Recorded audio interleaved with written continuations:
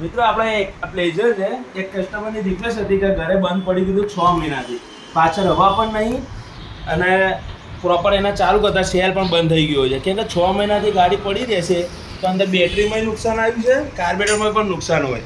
એટલે હવે આપણે ખોલીને આને ચેક કરીએ કે આના 6 મહિના પડી છે, ખર્ચો તમારે જ આવવાનો છે, અમારે તો આવવાનો જ નથી. કે અમે તો રિપેર કરવાના જ છીએ, પણ તમે મીકી રાખશો તે ખરાબ થવાનું જ છે. એટલે એને રિકલ્જન પડી નહીં રાખવાનું, પણ વાપરો થોડું તો તમારે આ પ્રોબ્લેમ ના થાય. હવે 6 મહિના પડી, હવે આના 1000 રૂપિયાનો ખર્ચો તો આવવાનો જ છે.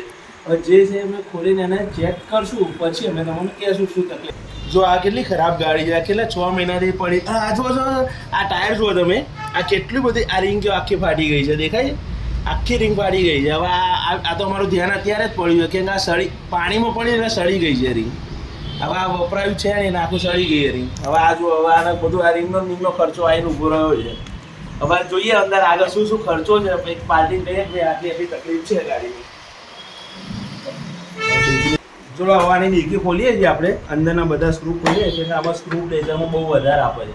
એક્ટિવામાં તો 3 બોલ્ટમાં ખુલી જાય છે, આમાં તો બધું બહુ ખોલવું પડે છે. પ્લાસ્ટિક બોડી છે પણ ખોલવાનું વધારે છે.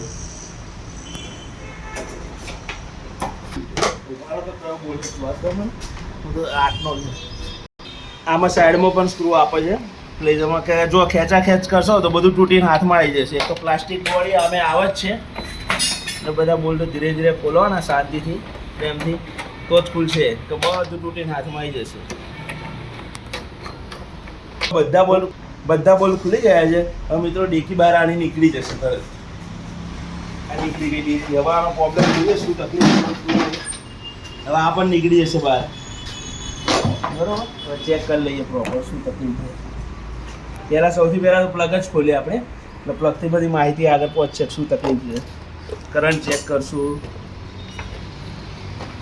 બસ મિત્રો હવે અમે ચેક કરીએ છીએ શું તકલીફ છે શું નહીં. એ બધું હવે કસ્ટમરને કહેવું પડે, શાંતિથી બધું જોવું પડશે આમાં શું શું તકલીફ છે. ચલો આટલા વિડીયો સ્ટોપ. વધારે ચલાવશું તો તમને જો બોરિંગ લાગશે, એટલા માટે હવે આટલે સ્ટોપ કરી દઈએ છીએ.